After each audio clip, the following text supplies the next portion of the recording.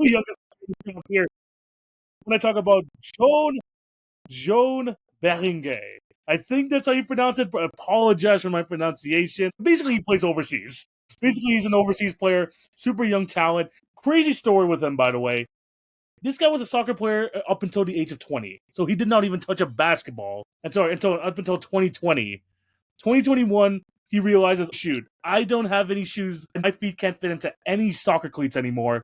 Let me try to transition sports. This man goes to basketball, and in 3 years, he's playing in the top division of that country, Jay. He was like, I think prior to this season, he was supposed to play in, I think, the second division version of this team. They're about to send him basically to the G League of that league, but the coach was so impressed that he became basically the backup center for that team. I feel like he is going to be your prototypical rim running center that can just be a menace on the defensive side. He is 6'9" without shoes, and he's still growing, by the way. This guy is still growing. He can possibly go up to 7 feet at some point. Because of the way he plays soccer and the way you can have to like turn your hips and like change directions at many points in the game, this guy just like can like defend one shot on one side and just turn his hips so easily to get into a second contest off. I just am fascinated by the build of this guy and his like potential to be a defensive force, like not even just a defensive force in the league, but being able to like be such an athletic rim running center that I think, let's be honest, every NBA team could use someone like a Derek Lively at the best, can use someone like a Clint Capella in their lineup, and I think that this guy could, as much of a raw prospect he is, I think he could fit that sort of mold.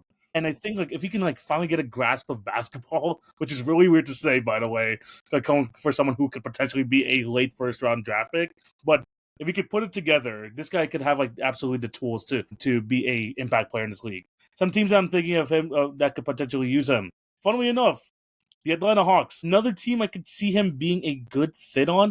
Potentially the Boston Celtics. They have 2 picks, like either a late first round pick, early second round pick. I mean, we've seen them the development system. It's been great being able to develop guys like Jason Tatum, Jaylen Brown, Payne Pritchard, all those guys. If he can like get into that system, we've seen like Nimi's Queta and provide some decent minutes and like decent minutes in this year. So I can trust the development system, especially like playing like winning basketball. Is a team that's not in the draft right now because, hey, look, I'm all for what they're trying to do over there.